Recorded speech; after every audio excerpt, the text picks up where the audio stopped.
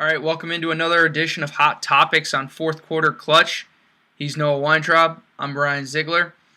And we got a couple of big stories, big-time stuff coming out of Seattle today. We got Robinson Cano signing with the Seattle Mariners with a 10-year deal for $240 million. We'll be getting to that in just a second, but also we got going on some interesting news. Kobe Bryant is looking to come back to play against the Raptors on Sunday after he had his Achilles tendon repaired. April 13th was when he had that, and he's looking to come back this Sunday. So, and then, of course, no surprise here, Gary Kubiak was fired by the Texans today. You know, not really that much of a shocker. Noah, what are you thinking about what are your thoughts on the Cano deal that happened today here? Well, first, as an MLB fan, this is a huge shock to see a prominent free agent go to Seattle. There hasn't been a prominent free agent in Seattle I don't even think in their history there was ever a prominent free agent that signed with Seattle. Best offensive players since Ken Griffey Jr. by far. It's not even close, although Ichiro was a pretty good player. 10 years, $240 million. Obviously less than A-Rod and less than Albert Pujols. But the thing that I found interesting, and because of course there were talks about Robinson Cano asking for $300 million, then he was asking for $260, and then he was fluctuating in his asking price. Here is a quote. Here's a statement from USA Today, and this is from earlier today at 1:45 p.m. Referring to the New York Yankees. They didn't even have to get involved in negotiations, stopping at $160 million over 7 years, which is talking about Robinson Cano, knowing there was no reason for Cano or agent Jay-Z to even seek a counter. The Yankees weren't going to get involved in a bidding war, knowing they were $80 million short, so the decision was made for them. And the Yankees, and as a Yankee fan, it's definitely going to hurt losing Cano because, let's be honest, Cano was the best offensive player for the Yankees for the past 2 or 3 seasons, depending on when you consider A-Rod was good or when you considered him being bad. The Yankees gave Jacoby Ellsbury a few days before that a 7-year, $153 million contract. Jacoby Ellsbury has played in 150 games once in the last 4 years and got 7 years, $153 million. And the Yankees were going to offer Cano 7 years, $160 million, and Cano has played in at least 150 games in every year since 2006. What do you think of that? I mean, that kind of surprises me. I have to agree with you. I thought that initially when I saw it, there was a report that said that the Yankees offered $175 for 7 years, which to me that's a solid deal. That's $25 million a year, and honestly, I think that Cano really suffered from being on the back end of A-Rod's deal, because that one was, I mean, he was in huge decline, and there's so much wasted money on his contract that I really think the Yankees were trying to avoid a similar situation happening, because if they give him a 10-year deal, it's almost completely the exact same situation if he starts to decline later on towards the end of his 30s here, and he'd be signed into his 40s. So I can understand why they're avoiding that type of long-term deal, and a 7-year 175, that sounded very, very reasonable to me, especially since he's a second baseman, and as far as second basemen go, they just don't get paid as much as some other position players get.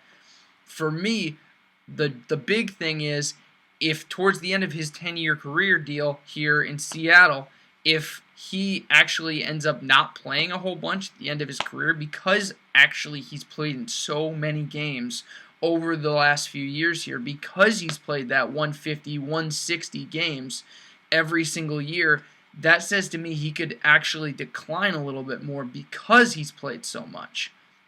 Now, of course, there's injury concern with Jacoby Ellsbury. I 100% share that sentiment with you as far as that goes. I'd probably be thinking more in the range of 4 to 5 years for his contract as opposed to a 7 year deal, because that would give them some a little bit more leeway if he's really struggling and not on the injury list and everything like that.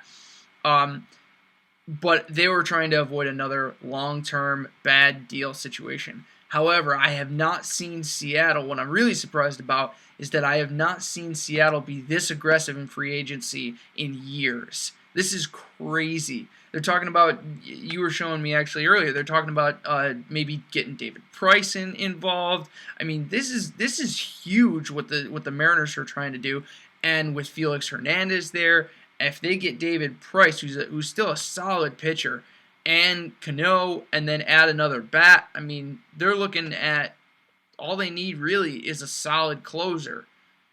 And if they got somebody they got developed coming up from their farm system to be a solid closer for them, that's it, man.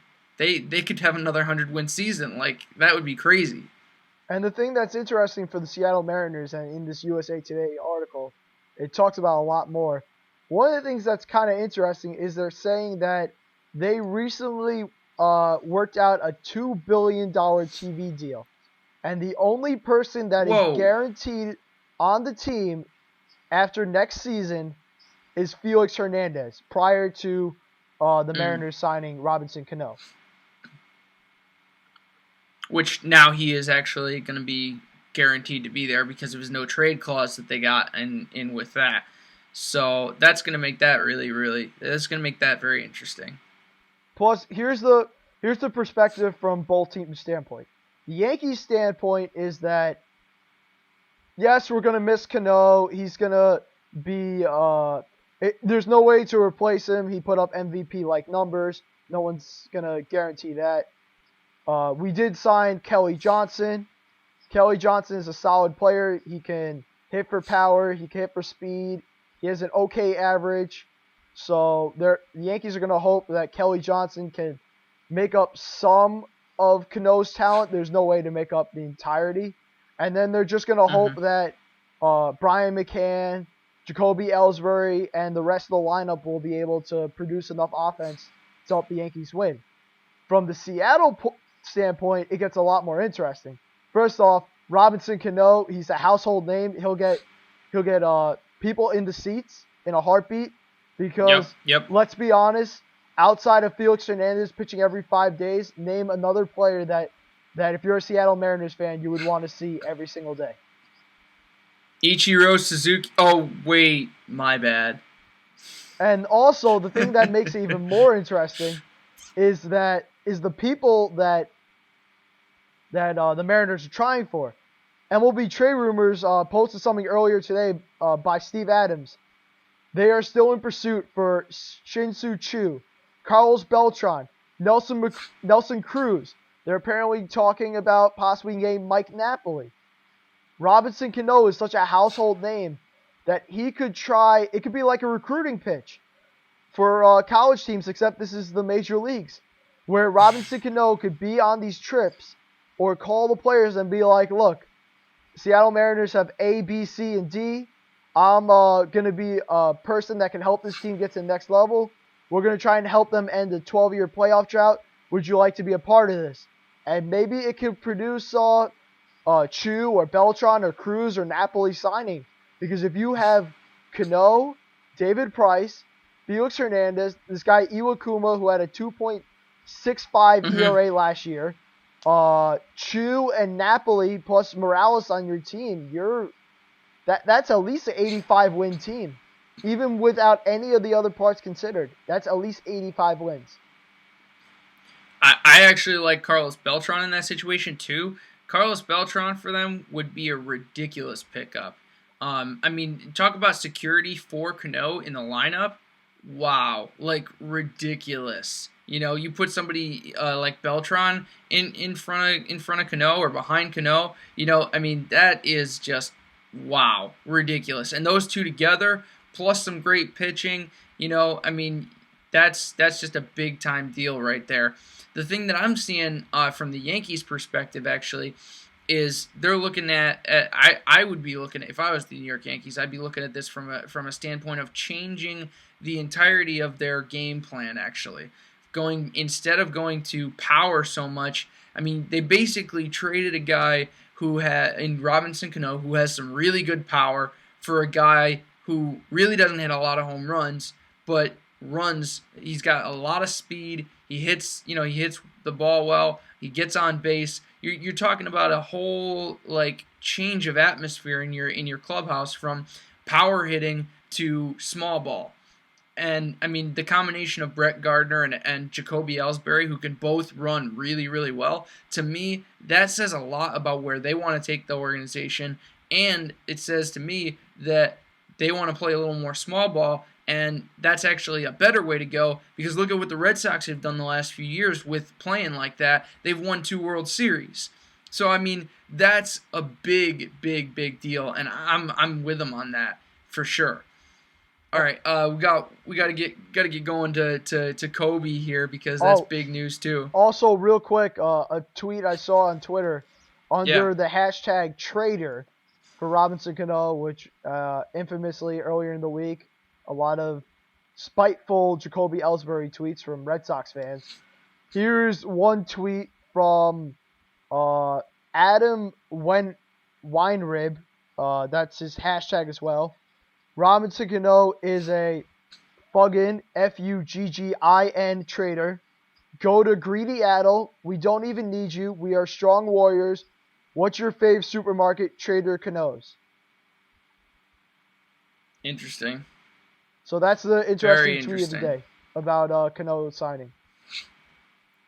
Yeah, I don't agree with that, of course, because Cano is a stand-up player and he's a good guy, and I think really he's trying to help out his agent in this situation. So, and there's nothing wrong with people making money, but there is for me, you reach a point where a player is just not worth the amount of money that they're being paid. Nobody, no player. When you start reaching up there to like Alex Rodriguez and those kinds of contracts, they're just not worth that amount of money, in my opinion.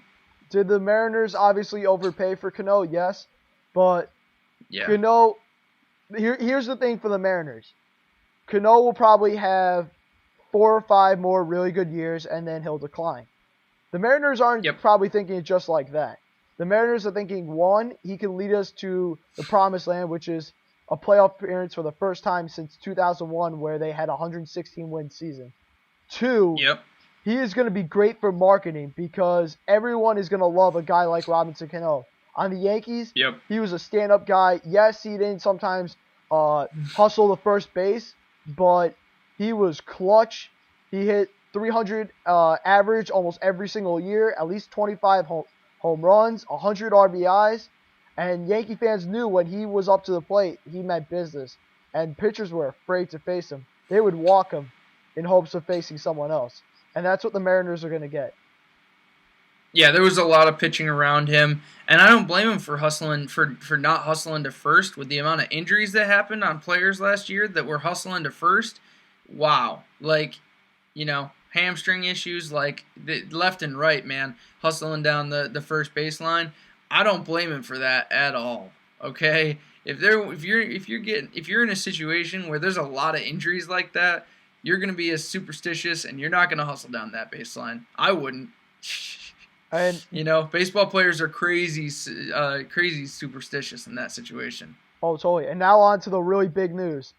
From Kobe Bryant earlier today. I'm trying. Kobe Bryant said after practice Thursday when asked specifically about the Toronto game. We got to see how it feels tonight. I'm going to try and get another hard session in, and then Friday morning try to push it again. And the same thing tomorrow evening. Continue to just keep on measuring it. So Kobe Bryant is saying that he is hoping to return on Sunday to face the Toronto Raptors in making his season debut. Brian, what are your thoughts on this? I think this is a good game for him to come back in. Actually, the Toronto Raptors, they're a decent team, but I mean it'll be a decent challenge. But I mean they're not running away with anything. This would be a really good game for him to get warmed up in. My issue is I really don't think he's 100%. He was talking about how in that same interview he was talking about how he felt a little his legs felt a little ginger still. He used the term Bambi legs a little bit there. To me, because he's not feeling 100% yet, I'm a little bit more worried about his health situation. That he wants to get back, and he wants to get back a little bit too early. So that's really where I'm at as far as that goes. What was kind of interesting for me was in that same conversation they asked him about the end of his career, and Kobe doesn't talk a lot about the end of his career. He doesn't really say a whole ton. But they actually got him to say something in this one. He was talking about how these next 2 years are probably the last of his career. He said probably, which means you just never know, of course. But I mean, just him even thinking about it and talking about it in that way says a lot about what's been happening with this injury and with the Achilles and coming back from it and everything. So he was saying, I'm not, you not you got to figure out, and you're not always sure if you can keep doing this every single day. And I understand that as a player. I mean, you're beating your body up like crazy. But he was talking about how these next 2 years could be the last of his career, and he's going to give it everything he has. And I totally believe him on that. And also, here's an interesting thing from the Lakers' perspective. The Toronto Raptors are a terrible team. They're 6-11. They're third place in the Atlantic Division. In any other division, they'd be last or pretty close to last. It's just the Atlantic Division is the worst division in basketball, so that's the only reason they're kind of relevant for a playoff perspective. The Los Angeles Lakers are a totally different story. They're a game and a half out of the eighth playoff spot in the Western Conference, and they have a 99 record. That just shows you how great the Western Conference is this year. They'll probably have 8 of the 10 best records by the time the NBA season is done. So with Kobe Bryant back, with Paul Gasol, and Paul Gasol he's having a good year, but with Kobe Bryant, he'll definitely be much better. They have Steve Blake, who is close to being out the door. Steve Nash is pretty much done. And then they have pretty much a young core around Kobe Bryant. So Kobe Bryant will have to lead this team. The thing is, Mike D'Antoni, there's no way he's going to run him until he breaks another ankle or an ACL or anything. They're going to have him play limited minutes. Last year, he played 38.6 minutes per game before he got hurt. This year, don't expect him to play more than 30 minutes a game. He'll probably get off in the beginning during back-to-back nights. And I think that if Kobe Bryant plays like Kobe Bryant can, I wouldn't be surprised if he scores 15 and 20 a game, gets 4 or 5 assists, and shoots anywhere between 40 and 45% from the field. And the Lakers snatch up that last playoff spot. Yeah, I think you're probably right about that. You're probably in a similar situation as last year, where they weren't. I mean, they weren't playing quite as well. It's just this year, I think that their conference there is better than it was last year, actually. So that's what puts them down in a lower position. They look like they got better, but so did everybody else. So because of that, it kind of keeps them in that same position as they were last year. The main thing I'll be looking at is what happens after this game. If he plays in this game, what's next after that? Because then, it's how you respond after that gameplay that really decides how much more you're going to play, how much more time you need.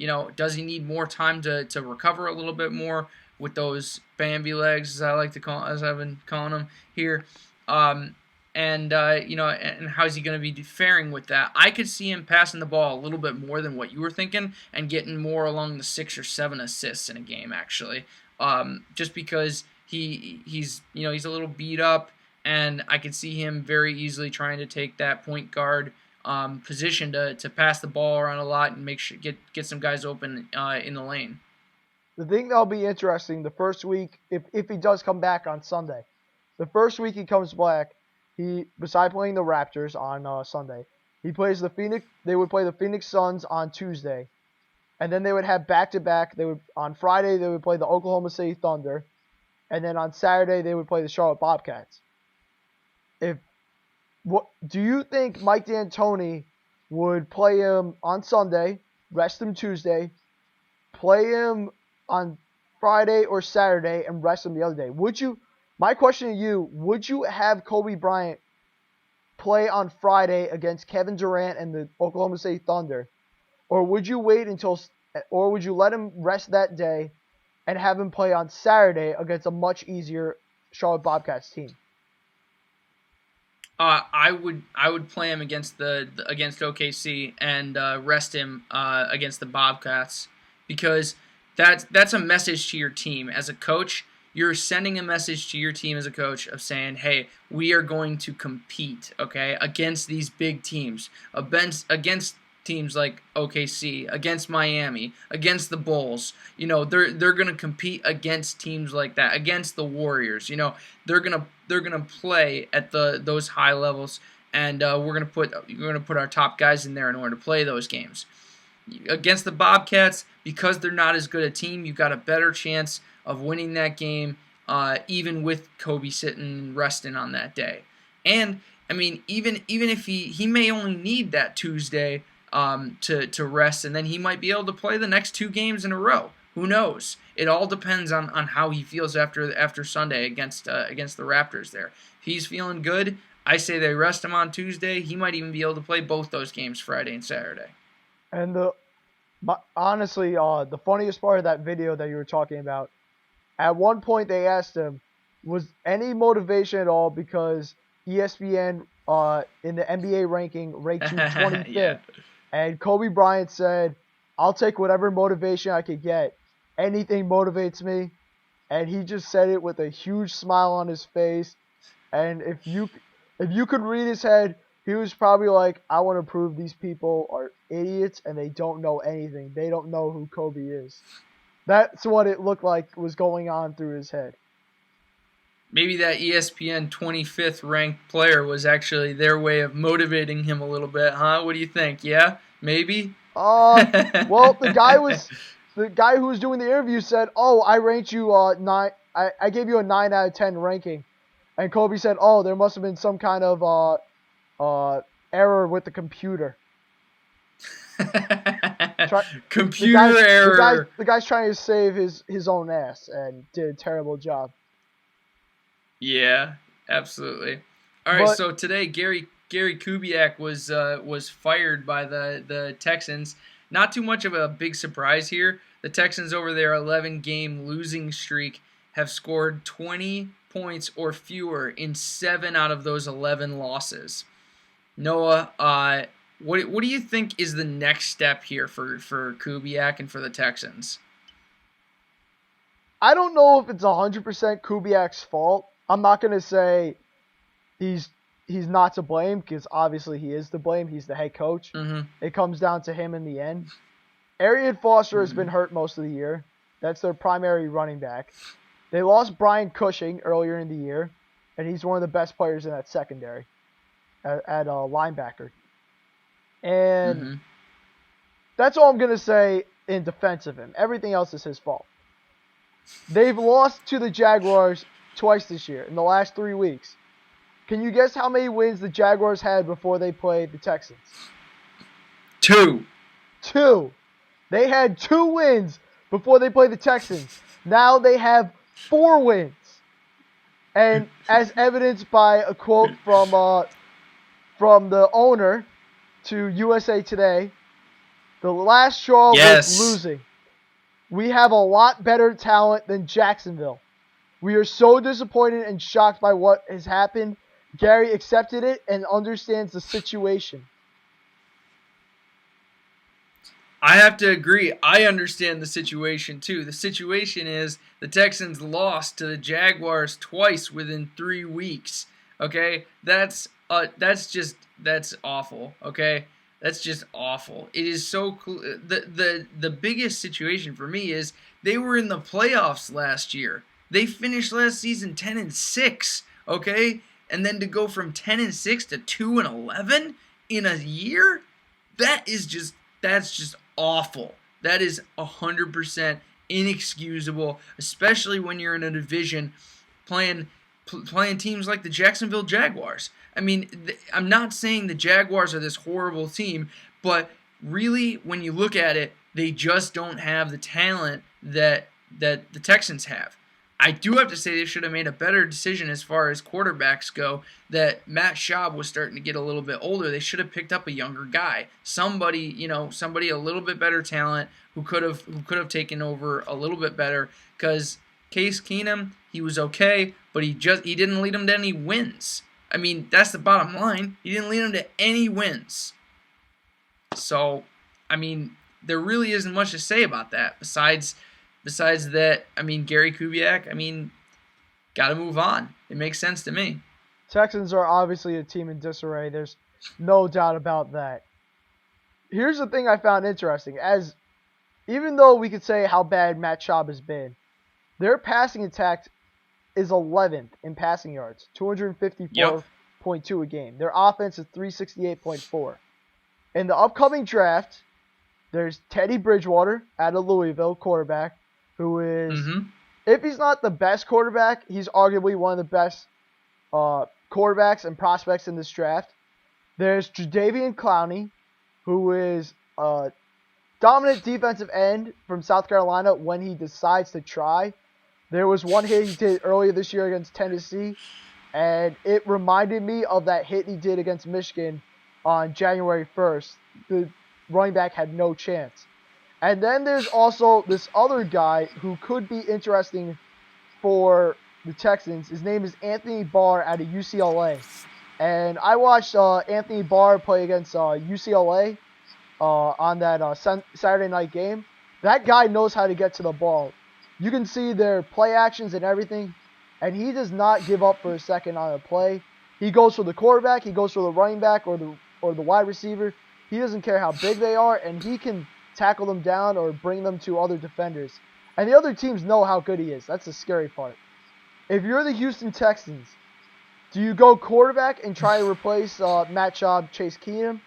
Do you go defensive end and trying to heal a defensive running attack where they are 22nd in the NFL, 118.5 rushing yards allowed per game? Or do you get a linebacker like Anthony Barr, because Brian Cushing could be a free agent at the end of the year and you'll need to replace him? What do you do? I go quarterback for sure.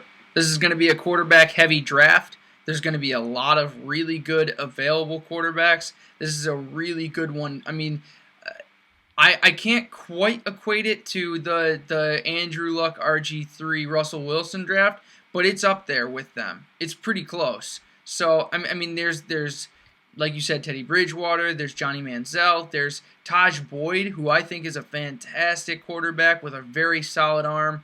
I mean, just a couple more. I'm sure there's a few more as well. But just those three names right there. I mean, you gotta go and pick up somebody that's in that's a high demand position, and it's gonna be a big time draw.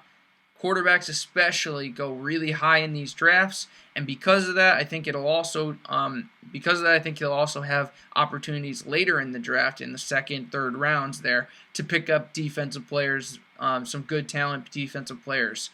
So I say for that first round pick, go for that quarterback for sure, because you could pick up somebody that is a really solid player in this draft as far at the quarterback position, and then move on to the secondary ones, the secondary needs like defensive end, linebacker. They're really good. You need them for sure, absolutely. But that number one pick, quarterback, 100%. Well, here's the thing that's interesting. He may not be a first round pick. There's been speculation about him. AJ McCarron. They've talked about him possibly being a first round pick, being a second round pick, or a third round, as late as a third round pick. And there was a quote earlier on in the week. I did an article about that for another website, where they're saying that AJ McCarron has similar skill set to Tom Brady. If you're the Houston Texans, would you wait to get a quarterback, wait for AJ McCarron, and try and get Jadeveon Clowney round one? Because obviously skill-wise, Bridgewater is probably the most talented player in the draft, Clowney might have the highest potential of anyone in the draft. They've compared him to elite NFL defensive ends like Julius Peppers. I haven't heard any comparisons to J.J. Watt, but they've said really, really good things about Jadeveon Clowney. And before the year, he was projected to be the number 1 overall pick. So would you go Clowney and get would it make any sense to get Clowney and then maybe round 2 get A.J. McCarron if he's still left, or you definitely go Teddy Bridgewater, no doubt about it? I'm not saying which one of those quarterbacks I would go with because there's still there's still bowls to be played, and I think a lot has to do with how these guys play in big time play in bowls for sure. But as far as position goes, no, I do not take Jadeveon Clowney. I do not take DN, especially because I personally have a lot of concerns about his conditioning. I have a lot of concerns about where he's at right now. I don't know. I mean, I think he might have hit his ceiling at this point. You know, he might have hit the top of his game, and it could be all downhill from here. Who knows? He might get into the league and get double teamed like crazy, and do nothing. Who knows?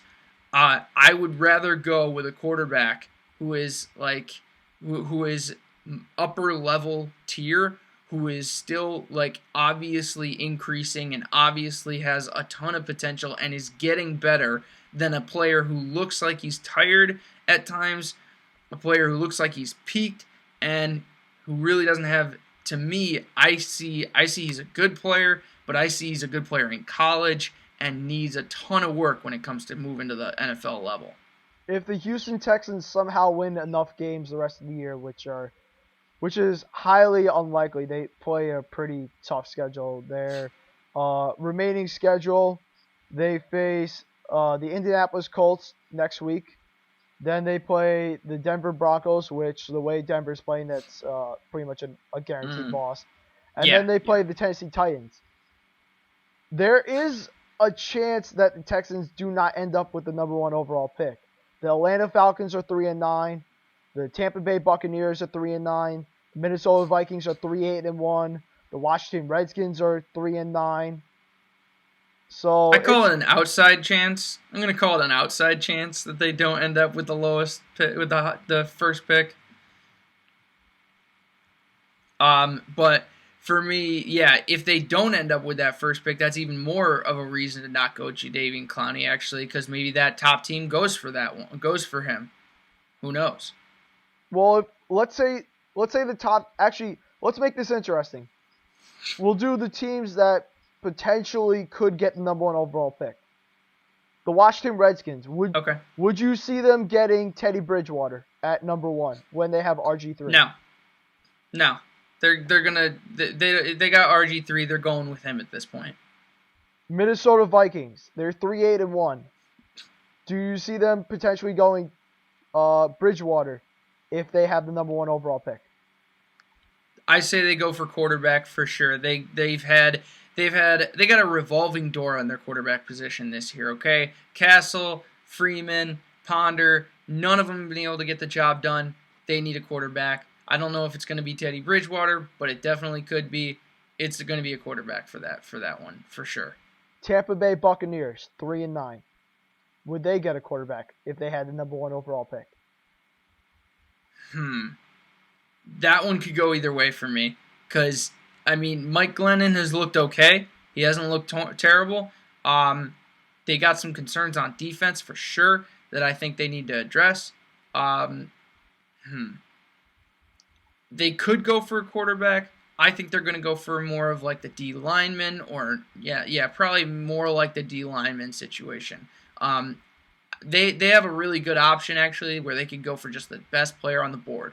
So it could be a quarterback, actually.